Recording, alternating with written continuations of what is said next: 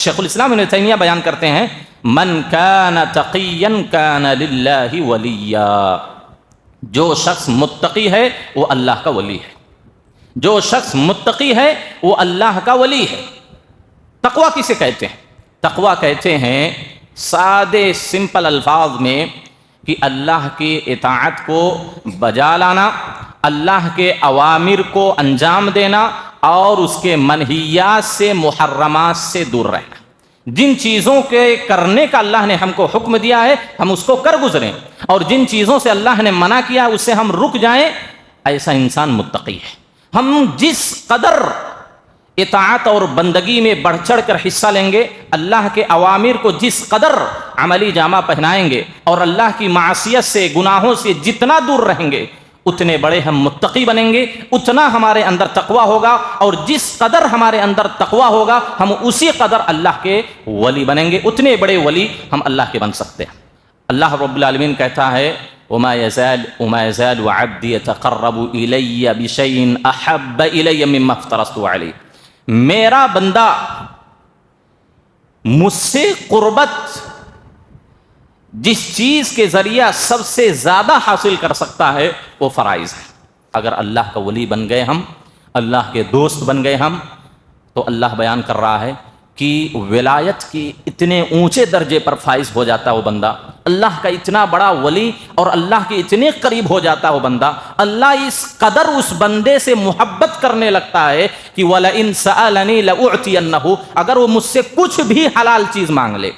وَلَئِن سَأَلَنِي، مجھ سے اگر وہ مانگ لے، لَأُعْتِيَنَّهُ، تو میں ہر صورت میں اس کو عطا کروں گا۔ یہ ولایت کا فائدہ ہے، یہ اللہ کی قربت کا فائدہ ہے، یہ اللہ سے دوستی کرنے کا فائدہ ہے۔ اللہ جب اپنے بندے سے اس قدر محبت کرنے لگتا ہے تو اللہ کہتا ہے کچھ بھی مجھ سے مانگ لے میں اس کو ہر صورت میں عطا کروں گا۔ لَأُعْتِيَنَّهُ، تاکید در تاکید اللہ نے لائی، ہر صورت میں کچھ بھی مانگ لے مجھ سے میں اس کو ضرور دوں گا، بس شرط یہ ہے کہ حلال چیزیں ہوں، مباح چیزیں، حرام چیز کا سوال نہ کرے۔ حرام چیز اللہ رب العالمین نہیں عطا کرتا۔ اگر وہ مجھ سے پناہ طلب کرے،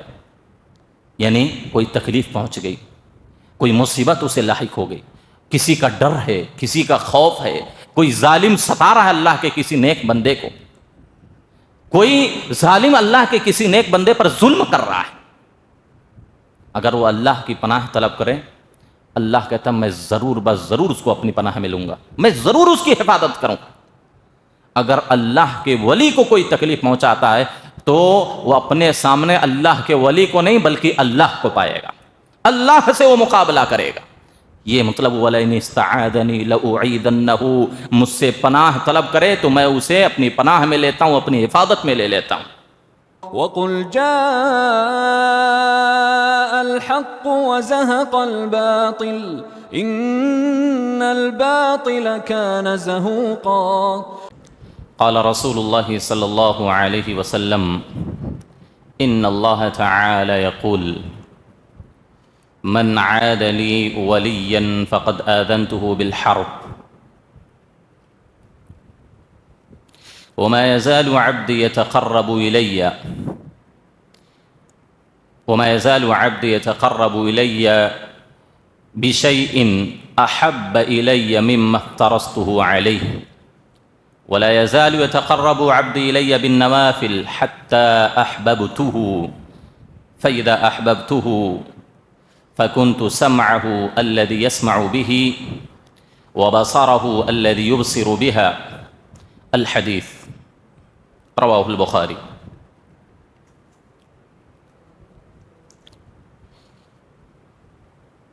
محترم مصلیان کرام اور اسلامی بھائیوں، بزرگوں اور دوستوں، صحیح بخاری کی ایک حدیث آپ کے سامنے پڑھی گئی ہے۔ اس حدیث کے راوی سید المحدثین ابو ہریرہ رضی اللہ تعالی عنہ ہیں۔ آپ کی شخصیت، آپ کی ذات وہ ذات ہے جو صحابہ کرام رضوان اللہ علیہم اجمعین میں سب سے زیادہ حدیثوں کی روایت کرنے والے اور حدیثوں کے سب سے بڑے حافظ آپ ہیں۔ جن سے 5000 سے زائد حدیثیں مروی ہیں، تو وہ بیان کرتے ہیں اس حدیث کو کہ اللہ کے نبی صلی اللہ علیہ وسلم نے فرمایا کہ اللہ نے کہا. یہ حدیث قدسی ہے، یعنی عام حدیثوں کے بالمقابل وہ حدیث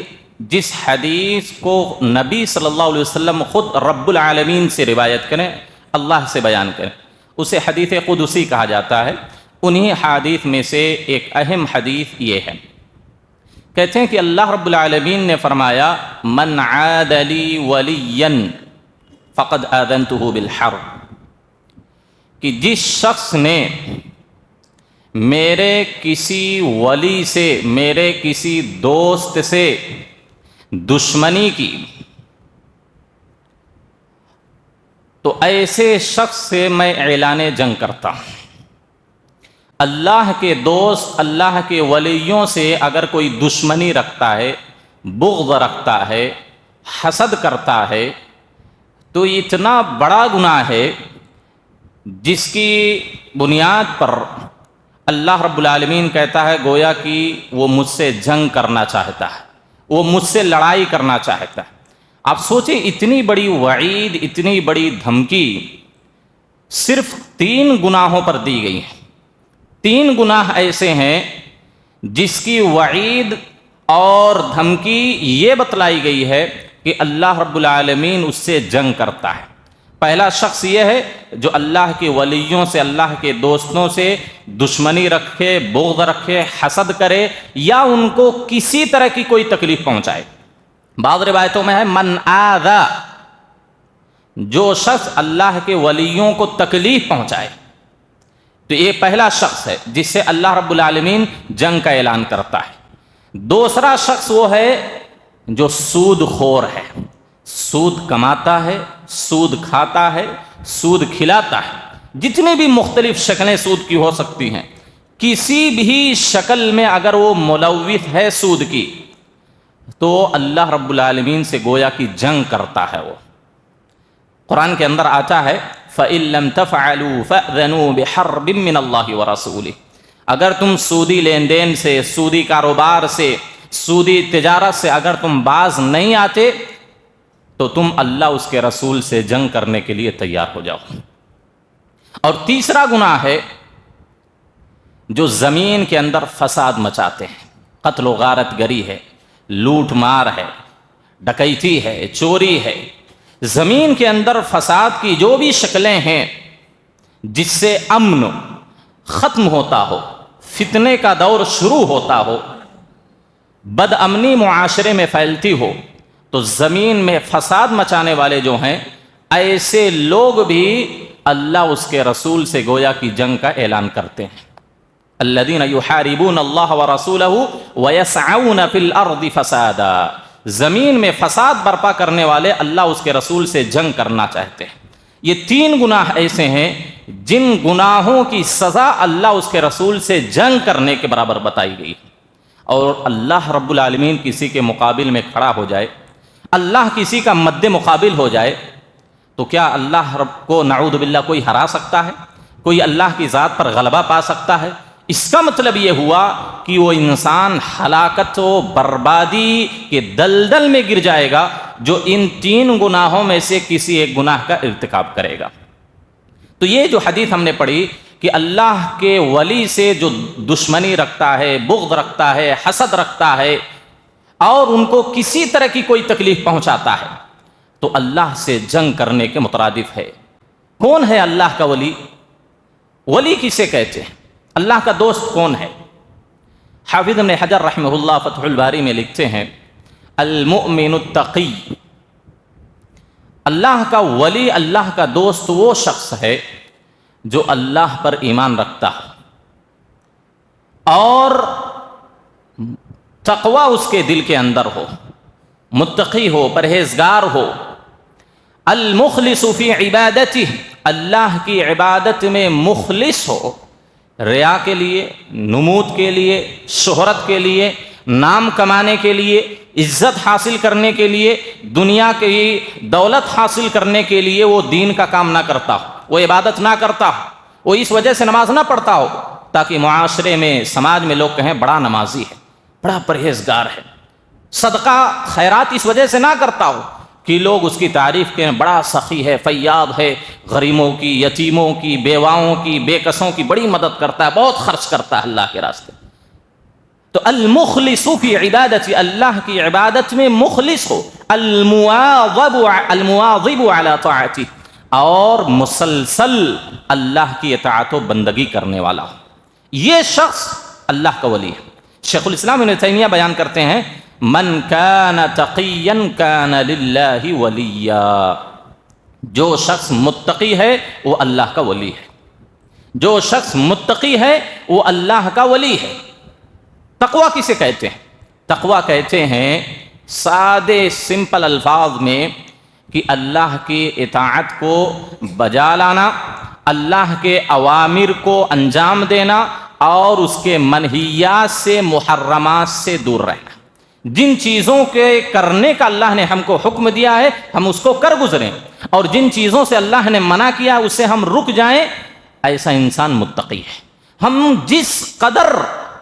اطاعت اور بندگی میں بڑھ چڑھ کر حصہ لیں گے، اللہ کے اوامر کو جس قدر عملی جامہ پہنائیں گے، اور اللہ کی معصیت سے، گناہوں سے جتنا دور رہیں گے، اتنے بڑے ہم متقی بنیں گے، اتنا ہمارے اندر تقوی ہوگا، اور جس قدر ہمارے اندر تقوی ہوگا ہم اسی قدر اللہ کے ولی بنیں گے، اتنے بڑے ولی ہم اللہ کے بن سکتے ہیں۔ جتنی بندگیاں ہوں گی، جتنی اطاعت ہوگی، اور جتنی نافرمانی سے ہم اجتناب کریں گے، پرہیز کریں گے، اسی حساب سے ہمارے دل کے اندر تقوی ہوگا، پرہیزگاری اسی کے حساب سے ہمارے اندر پیدا ہوگی، اور جتنا تقوی ہوگا اسی حساب سے اللہ کی ولایت حاصل ہوگی۔ گویا کہ اللہ کے جو ولی ہیں وہ ایک ہی درجے کے نہیں ہیں۔ ایک ولی ہوتا ہے بہت اونچے درجے پر فائز ہوتا ہے، جیسے انبیاء ہیں، انبیاء ان کو ولایت خاص حاصل ہے۔ یہ دوستی کا جو پیمانہ ہوتا ہے، سب سے اعلیٰ درجہ، سب سے اونچا درجہ جو دوستی کا ہے اس کو خلہ کہتے ہیں۔ خلہ، ہم لوگ کہتے ہیں نا ابراہیم خلیل اللہ، ابراہیم خلیل اللہ، اور نبی صلی اللہ علیہ وسلم بھی خلیل اللہ ہیں۔ صرف ابراہیم خلیل اللہ نہیں ہے، ہمارے نبی بھی اللہ کے دوست ہیں، اس سے اوپر درجہ دوستی کا نہیں ہوتا ہے۔ تو یہ اعلیٰ درجے پر ہیں، اللہ کی ولایت میں، اللہ کی دوستی میں اعلیٰ مقام پر فائز ہیں۔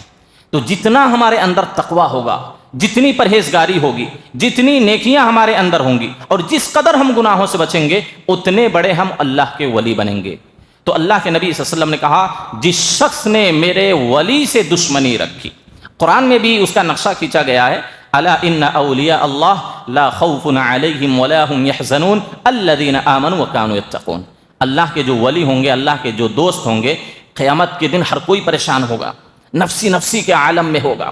ہر کوئی پریشان ہوگا، لیکن جو اللہ کے ولی ہوں گے ان کو نہ تو کوئی خوف ہوگا، نہ کوئی غم لاحق ہوگا، وہ مطمئن رہیں گے، سکون میں رہیں گے۔ کون ہے؟ الذین آمنوا وکانوا یتقون، جو ایمان لائے اور تقوی اختیار کیے، یہ اللہ کے ولی ہیں۔ تو گویا کہ اللہ کے نبی فرماتے ہیں جو شخص میرے ولی سے دشمنی رکھتا ہے، یا اس کو تکلیف پہنچاتا ہے، اس سے بغض رکھتا ہے، اس سے حسد رکھتا ہے، اس کو گالی گلوز کرتا ہے، اس کی غیبت کرتا ہے، اس کا مذاق اڑاتا ہے، یہ ساری چیزیں اس میں شامل ہیں۔ اگر ان میں سے کسی بھی جرم کا، کسی بھی گناہ کا ارتکاب کرتا ہے اللہ کے کسی ولی کے متعلق، تو اللہ اس سے جنگ کا اعلان کرتا ہے۔ یہ سب سے بڑی دھمکی ہے، سب سے بڑی وعید ہے جو اہل السنہ والجماعہ سے لوگ دشمنی رکھتے ہیں۔ بہت سارے بدعتی اہل حدیثوں سے دشمنی رکھتے ہیں، روافض ہیں، شیعہ ہیں، اہل حدیثوں سے دشمنی رکھتے ہیں، ان سے بغض رکھتے ہیں، ان سے دشمنی کرتے ہیں، یہ سارے لوگ اس میں داخل ہیں۔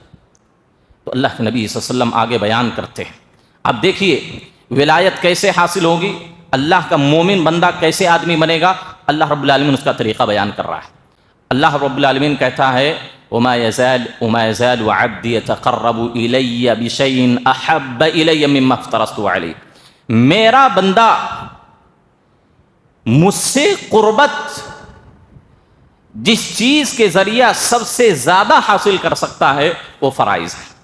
اگر ہم اللہ کی قربت حاصل کرنا چاہتے ہیں، اللہ کی ولی بننا چاہتے ہیں، اللہ کے دوست بننا چاہتے ہیں، اللہ کی خوشنودی حاصل کرنا چاہتے ہیں، اللہ کے قریبی بننا چاہتے ہیں، تو سب سے اہم ذریعہ سب سے بنیادی طریقہ وہ ہے جو اللہ نے ہم انسانوں اور مسلمانوں پر فرض کیا ہے. فرض نمازیں ہیں، فرض روزے ہیں، فرض زکوٰۃ ہے، حج ہے، جو بھی فرائض ہیں، چاہے اس کا تعلق عبادات سے ہو، چاہے اس کا تعلق حقوق و معاملات سے ہو،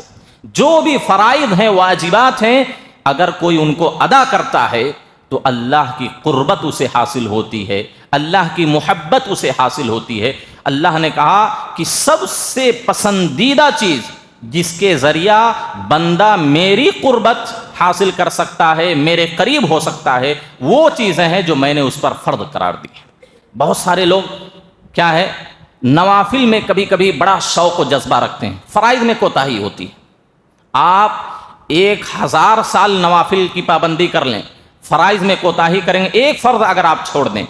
تو پوری زندگی کی نوافل اس کا مقابلہ نہیں کر سکتی ہے. پوری زندگی کی نوافل کی عبادتیں جو ہیں ایک فرض کا مقابلہ نہیں کر سکتی.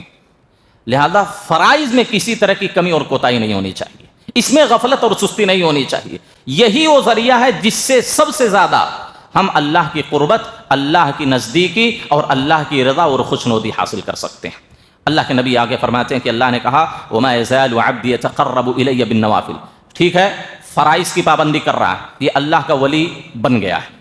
لیکن اور اس سے اونچا درجہ اور بڑا ولی بننا چاہتا ہے، اللہ کے اور قریب بننا چاہتا ہے، اللہ کا اور اس سے بڑا دوست اور قریبی اگر بننا چاہتا ہے، تو اللہ کے نبی فرماتے ہیں کہ اللہ نے کہا بندہ فرائض کے بعد نوافل کے ذریعہ میری قربت حاصل کرتا رہتا ہے،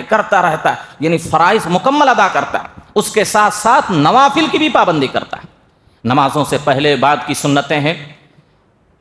پیر جمعرات کے روزے ہیں، عاشوراء کا، عرفہ کا روزہ ہے، یا اس طرح کے جو نفلی روزے ہیں، نفلی صدقات و خیرات ہیں، نفلی عمرے ہیں، یا جو بھی معاملات، اخلاق، آداب ہیں جو نوافل کی حیثیت رکھتے ہیں، اگر وہ مسلسل انجام دیتا رہتا ہے تو ولایت کا دیکھیے کس مرتبے پر فائز ہوتا ہے، اتنا بلند مقام وہ حاصل کر لیتا ہے، اللہ کے اتنے قریب ہو جاتا ہے، اللہ کے اتنا محبوب بندہ بن جاتا ہے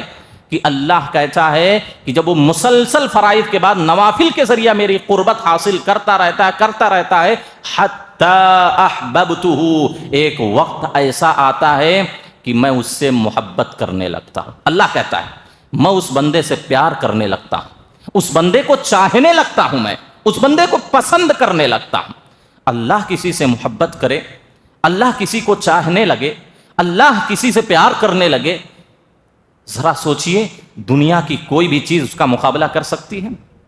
اس انسان کی تو دنیا اور آخرت سب بن گئی. جس بندے سے اللہ محبت کرنے لگے، اللہ چاہنے لگے، اس کی دنیا بھی بن گئی، اس کی آخرت بھی بن گئی. کیونکہ کوئی بھی محبوب، کوئی بھی محب اپنے محبوب کو کبھی بھی کسی تکلیف میں دیکھنا نہیں چاہتا. اور اللہ تو اپنے وعدے کا بڑا سچا ہے، اللہ تو اپنے وعدے کو ہمیشہ پورا کرنے والا ہے. اور اللہ اگر کسی سے محبت کرنے لگے تو ذرا سوچئے کبھی اس کو کوئی تکلیف پہنچ سکتی ہے، کبھی کوئی پریشانی لاحق ہو سکتی ہے، چاہے وہ اس دنیا میں ہو چاہے اس آخرت میں ہو. اللہ اس کا صلہ بیان کر رہا ہے. جب اس درجے پر بندہ پہنچ جاتا ہے، نوافل اور فرائض کی پابندی کے ذریعہ اتنا بڑا ولی بن جاتا ہے وہ اللہ کا، کہ اللہ اس کا صلہ دنیا میں بتا رہا ہے. دنیا میں اس کا صلہ کیا ملتا ہے ایک ولی کو؟ اللہ رب العالمین بیان کرتا ہے فَإِذَا أَحْبَبْتُهُ، جب میں اس سے محبت کرنے لگتا ہوں، جب میں اس بندے سے پیار کرنے لگتا ہوں جو میرا دوست اب بن چکا ہے، میرا قریبی بن چکا ہے، میرا چاہنے والا بن چکا ہے، تو اللہ رب العالمین کہتا ہے کہ میں فَإِذَا أَحْبَبْتُهُ كُنْتُ سَمْعَهُ الَّذِي يَسْمَعُ بِهِ، میں اس کا کان بن جاتا ہوں جس کے ذریعہ وہ سنتا ہے، میں اس کی آنکھ بن جاتا ہوں جس کے ذریعہ وہ دیکھتا ہے، وَيَدَهُ الَّتِي يَبْطِشُ بِهَا، اس کا ہاتھ بن جاتا ہوں جس کے ذریعہ وہ پکڑتا ہے، وَرِجْلَهُ الَّتِي يَمْشِي بِهَا، اور اس کا میں پیر بن جاتا ہوں جس کے ذریعہ وہ چلتا ہے. کیا مطلب اس کا یہ مطلب نہیں ہے جو بہت سارے صوفی حضرات، تبلیغی حضرات بیان کرتے ہیں، نعوذ باللہ، جس کو وحدت الوجود، وحدت الشہود اور حلول سے موسوم کیا جاتا ہے. ایک عقیدہ ہے تبلیغیوں کا، صوفیوں کا، کہ اللہ نعوذ باللہ عرش سے اتر کر اس بندے کے جسم میں داخل ہو جاتا ہے، گویا کہ وہ اللہ ہو گیا. لوگ بولتے ہیں نا جیسے عبد القادر جیلانی،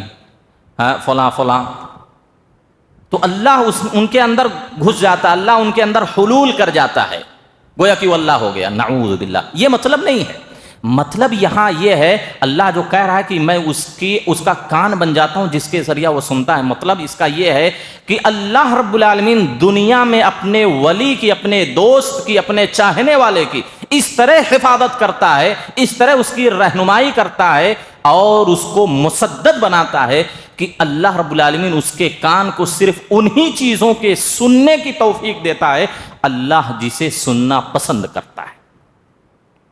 وہ کان کبھی کسی کی گالی نہیں سنے گا، وہ کان کبھی کسی کی غیبت نہیں سنے گا، وہ کان کبھی کسی چغل خوری نہیں سنے گا، وہ کان کبھی گانا نہیں سنے گا، وہ کان کبھی میوزک نہیں سنے گا، وہ کان کبھی بھی کوئی ایسی چیز نہیں سن سکتا جس کو اللہ ناپسند کرتا ہو، جو اللہ کو ناراض کرنے والی بات ہو۔ اللہ اس کے کان کی رہنمائی کرتا ہے، اللہ اس کے کان کو اس بات کی توفیق عطا کر دیتا ہے کہ وہ صرف وہی چیزیں سنے گا جو اللہ کو پسند ہو۔ قرآن کی تلاوت اس کان میں جائے گی، اللہ کی حمد و تعریف، اللہ کے ذکر و اذکار، اللہ کی تحلیل تحمید، بھلی باتیں صرف اس کے کانوں سے سنائی دیں گی۔ اس کے کان میں کبھی بھی اللہ کو ناراض کرنے والی، اللہ کو ناپسند جو چیزیں ہیں کبھی بھی اس کے کان میں نہیں جا سکتی۔ یہ مطلب ہوا کہ اللہ اس کا کان بن جاتا ہے جس کے ذریعہ وہ سنتا ہے۔ تو کان کو مکمل اللہ کی رہنمائی حاصل ہوتی، وہ صرف اللہ کی پسندیدہ چیزیں سنتا ہے، اور جو اللہ کی ناپسندیدہ چیزیں ہیں، اللہ کو ناراض کرنے والی چیزیں ہیں، وہ کان نہیں سنتا۔ یہی مطلب ہے وَيَدَهُ الَّتِي يَبْطِشُ بِهَا، میں اس کا ہاتھ بن جاتا ہوں جس کے ذریعہ وہ پکڑتا ہے۔ یعنی کیا مطلب؟ اللہ اس کا ہاتھ نہیں بن جاتا، نعوذ باللہ، اللہ اپنا عرش پر مستوی ہے، اللہ اس کے ہاتھ کو اس بات کی توفیق دے دیتا ہے اور اس کی مکمل رہنمائی اس قدر اللہ کرتا ہے، اللہ اس کے ہاتھ کی حفاظت اس طرح کرتا ہے کہ کبھی بھی وہ ہاتھ کسی کو تکلیف نہیں دے گا، وہ ہاتھ کبھی کسی کو مارے گا نہیں، وہ ہاتھ کبھی بھی کسی پر ظلم نہیں کر سکتا، ایسا کام وہ ہاتھ کر ہی نہیں سکتا جو اللہ کو ناراض کر دے، ایسا عمل وہ انجام دے ہی نہیں سکتا وہ ہاتھ جو اللہ کو ناراض کر دے، جو اللہ کو ناپسند ہو، ایسا کام وہ ہاتھ نہیں کرے گا۔ وہ ہمیشہ وہ ہاتھ لوگوں کی بھلائی کے لیے اٹھے گا، ہمیشہ وہ ہاتھ مظلوموں کے حق میں اٹھے گا، ہمیشہ وہ ہاتھ لوگوں کی مددگیری اور دستگیری کے لیے اٹھے گا، ہمیشہ وہ ہاتھ اس کام کے لیے اٹھے گا جس کو اللہ چاہتا ہے، جس عمل کو اللہ پسند کرتا ہے، جس کام کو اللہ چاہتا ہے، انہی کاموں کے لیے وہ ہاتھ استعمال ہوگا۔ یہ مطلب ہوا کہ اللہ اس کا ہاتھ بن جاتا ہے جس کے ذریعہ وہ پکڑتا ہے۔ وَيُبْصِرُ وَبَصَرَهُ الَّذِي يُبْصِرُ بِهَا، اور اللہ کہتا میں اس کی آنکھ بن جاتا ہوں جس کے ذریعہ وہ دیکھتا ہے۔ اس کا مطلب بھی یہی ہوا، اللہ اس کے آنکھ کو اللہ اس کی آنکھ کی اس قدر حفاظت کرتا ہے، اس قدر اس کو توفیق دے دیتا ہے، اس طرح اس کی رہنمائی کرتا ہے کہ آنکھ غیر محرم کی طرف نہیں اٹھتی، یہ آنکھ کبھی بھی فلم بینی نہیں کر سکتی، یہ آنکھ کبھی غلط چیزوں کو نہیں دیکھ سکتی، یہ آنکھ کبھی بھی غیر شرعی اور محرم چیزوں کو نہیں دیکھ سکتی۔ جن چیزوں کا دیکھنا حرام ہے، جن چیزوں کے دیکھنے سے اللہ ناراض ہوتا ہے، جن چیزوں کے دیکھنے کو اللہ ناپسند کرتا ہے، ان چیزوں کی طرف یہ آنکھ نہیں اٹھے گی، بلکہ ان چیزوں کی طرف یہ آنکھ اٹھے گی، انہی چیزوں کو یہ آنکھ دیکھے گی جس کو اللہ پسند کرتا ہے۔ جن چیزوں کو دیکھنا اللہ کو پسند ہے، انہی چیزوں کو صرف یہ آنکھ دیکھے گی، اللہ کو ناراض کرنے والی چیزوں کی طرف یہ آنکھ نہیں دیکھے گی۔ وَرِجْلَهُ الَّتِي يَمْشِي بِهَا، اس کا پیر بن جاتا ہوں جس کے ذریعہ وہ چلتا ہے، یعنی وہ انہی راستوں کو طے کرے گا، انہی مکانات کا سفر کرے گا، انہی جگہوں پر چل کر جائے گا جہاں پر چل کر جانا اللہ کو پسند ہے۔ وہ مسجد میں چل کر آئے گا، اللہ کو پسند ہے، وہ دعوت و تبلیغ کے لیے نکلے گا، اللہ کو پسند ہے، لوگوں کی مددگیری کے لیے، لوگوں کی خبرگیری کے لیے، مظلوموں کا ان کا حق دلانے کے لیے وہ اپنے قدم کو آگے بڑھائے گا، یہ اللہ کو پسند ہے۔ کبھی بھی ظلم کے لیے، اللہ کو ناراض کرنے کے لیے، اللہ کو ناراض کرنے والی جگہوں پر وہ چل کر پیر کبھی بھی نہیں جائے گا۔ کیوں؟ اللہ اس پیر کی حفاظت کر رہا ہے، اللہ اس پیر کی رہنمائی کر رہا ہے، اللہ نے اس پیر کو اس بات کی توفیق دی ہے کہ وہ اللہ کی محبوب اور پسندیدہ چیزوں کی طرف چل کر جائے، اور جو ناراض کرنے والی ہیں، اللہ کو جو ناپسند ہے، ان چیزوں کی طرف وہ پیر چل کر جا ہی نہیں سکتا، کیونکہ اللہ نے لگام ڈال دی ہے اس پیر پر۔ یہ مطلب ہوا میں اس کی آنکھ بن جاتا ہوں، اس کا کان بن جاتا ہوں، اس کا ہاتھ بن جاتا ہوں، اس کا پیر بن جاتا ہوں۔ یہ مطلب ہوا کہ اللہ اس کے اعضاء و جوارح کی مکمل حفاظت کرتا ہے، اللہ اس کے اعضاء و جوارح کی مکمل حفاظت کرتا ہے۔ اللہ کی رہنمائی میں، اللہ کی توفیق کے حساب سے یہ اعضاء اپنے کام کرتے ہیں، اپنی منمانی کبھی نہیں کر سکتے۔ یہ ولایت کا فائدہ ہے، اللہ کا دوست بننے کا یہ فائدہ ہے، اللہ کی قربت حاصل کرنے کا یہ فائدہ ہے کہ اللہ اس کے مکمل جسم کی حفاظت کرتا ہے۔ امام ابو القاسم رحمہ اللہ لکھتے ہیں کہ جب بندہ اللہ کا محبوب بن جاتا ہے، اللہ کا قریبی بن جاتا، اللہ اس سے محبت کرنے لگتا ہے، تو اللہ رب العالمین ہر اس شخص سے، ہر اس چیز سے اس کی حفاظت کرتا ہے جو اللہ کے ولی اور اللہ کے بندے کو ناپسند ہو۔ اللہ مکمل اپنی حفاظت میں اس بندے کو لے لیتا ہے۔ نبی صلی اللہ علیہ وسلم کی حفاظت کس قدر اللہ نے کی؟ یہودیوں نے کتنی مرتبہ آپ کو قتل کرنا چاہا، کتنی مرتبہ آپ کو زہر دیا گیا، کتنا آپ کو ستایا گیا، مختلف مواقع پر نبی صلی اللہ علیہ وسلم کی اللہ نے حفاظت کی کہ نہیں کی؟ صحابہ کی حفاظت کی کہ نہیں کی؟ ہمارے اولیاء، صلحاء، محدثین، ائمہ کی اللہ نے حفاظت کی کہ نہیں کی؟ تلوار کے سائے سے بچ کر نکلے کتنے ایسے لوگ ہیں، پوری دنیا ایک طرف، امام احمد ایک طرف، پوری حکومت، تین حاکموں کا ظلم آپ نے برداشت کیا، آپ کی جان نہیں گئی، اللہ نے آپ کی حفاظت کی۔ بھی بادشاہ جس کے خلاف ہو، حکومت جس کے خلاف ہو، اور ایک سیدھا سادھا آدمی، سمپل آدمی امام احمد بن حنبل، آخر کس چیز نے ان کو بچا لیا؟ اللہ نے بچایا ان کو۔ تو اللہ اپنے اولیاء کی، اپنے دوستوں کی، اپنے چاہنے والوں کی مکمل حفاظت کرتا ہے۔ حدیث کے اندر آتا ہے، یہ دنیاوی فائدہ سب بیان ہو رہا ہے، اور آخرت میں تو اس کے لیے کوئی خوف نہیں، کوئی غم لاحق نہیں، بلکہ ان سے کہا جائے گا ادخلوا الجنۃ بسلام، سلامتی کے ساتھ جاؤ، جنت میں داخل ہو جاؤ۔ آگے اور فائدہ بیان کیا جا رہا، اگر اللہ کا ولی بن گئے ہم، اللہ کے دوست بن گئے ہم، تو اللہ بیان کر رہا ہے کہ ولایت کی اتنے اونچے درجے پر فائز ہو جاتا وہ بندہ، اللہ کا اتنا بڑا ولی اور اللہ کے اتنے قریب ہو جاتا وہ بندہ، اللہ اس قدر اس بندے سے محبت کرنے لگتا ہے کہ وَلَئِن سَأَلَنِي لَأُعْتِيَنَّهُ، اگر وہ مجھ سے کچھ بھی حلال چیز مانگ لے، وَلَئِن سَأَلَنِي، مجھ سے اگر وہ مانگ لے، لَأُعْتِيَنَّهُ، تو میں ہر صورت میں اس کو عطا کروں گا۔ یہ ولایت کا فائدہ ہے، یہ اللہ کی قربت کا فائدہ ہے، یہ اللہ سے دوستی کرنے کا فائدہ ہے۔ اللہ جب اپنے بندے سے اس قدر محبت کرنے لگتا ہے تو اللہ کہتا ہے کچھ بھی مجھ سے مانگ لے، میں اس کو ہر صورت میں عطا کروں گا۔ لَأُعْتِيَنَّهُ، تاکید در تاکید اللہ نے لائی، ہر صورت میں کچھ بھی مانگ لے مجھ سے، میں اس کو ضرور دوں گا، بس شرط یہ ہے کہ حلال چیزیں ہوں، مباح چیزیں، حرام چیز کا سوال نہ کرے، حرام چیز اللہ رب العالمین نہیں عطا کرتا۔ سوچئے کتنا اللہ کی قربت اس بندے کو حاصل ہو جاتی، کتنا بڑا ولی وہ بن جاتا، مستجاب الدعوات آدمی بن جاتا ہے۔ کوئی بھی دعا کرے اللہ رد نہیں کرتا، کوئی بھی دعا کرے اللہ رد نہیں کرتا۔ وَلَئِن سَأَلَنِي لَأُعْتِيَنَّهُ، اگر وہ بندہ، میرا یہ ولی، میرا یہ دوست مجھ سے اگر کبھی کوئی چیز مانگ لے تو میں ہر صورت میں اس کو عطا کر دوں گا۔ وَلَئِنِ اسْتَعَاذَنِي لَأُعِيذَنَّهُ، اگر وہ مجھ سے پناہ طلب کرے، یعنی کوئی تکلیف پہنچ گئی، کوئی مصیبت اسے لاحق ہو گئی، کسی کا ڈر ہے، کسی کا خوف ہے، کوئی ظالم ستا رہا ہے اللہ کے کسی نیک بندے کو، کوئی ظالم اللہ کے کسی نیک بندے پر ظلم کر رہا ہے، اگر وہ اللہ کی پناہ طلب کرے، اللہ کہتا ہے میں ضرور بس ضرور اس کو اپنی پناہ میں لوں گا، میں ضرور اس کی حفاظت کروں گا۔ اگر اللہ کے ولی کو کوئی تکلیف پہنچاتا ہے تو وہ اپنے سامنے اللہ کے ولی کو نہیں بلکہ اللہ کو پائے گا، اللہ سے وہ مقابلہ کرے گا۔ یہ مطلب وَلَئِنِ اسْتَعَاذَنِي لَأُعِيذَنَّهُ، مجھ سے پناہ طلب کرے تو میں اسے اپنی پناہ میں لیتا ہوں، اپنی حفاظت میں لے لیتا ہوں۔ سوچئے کس قدر اللہ کے جب ہم فرائض کو، واجبات کو اگر مکمل خشوع و خضوع کے ساتھ، سنت کے مطابق، اخلاص کے ساتھ اگر ہم فرائض کی پابندی کریں، 5 وقتہ نمازیں ہیں اس کی پابندی کر لیں، رمضان کے روزے اس کی پابندی کر لیں، حج واجب ہو گیا کسی پر وہ حج سنت کے مطابق ادا کر لے،